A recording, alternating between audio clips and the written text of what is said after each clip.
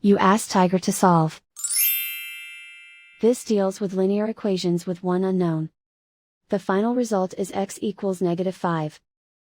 Let's solve it step by step. Group all x terms on the left side of the equation. Subtract 2x from both sides. Group like terms. Simplify the arithmetic. Group like terms. Simplify the arithmetic. Group all constants on the right side of the equation. Add 20 to both sides. Simplify the arithmetic.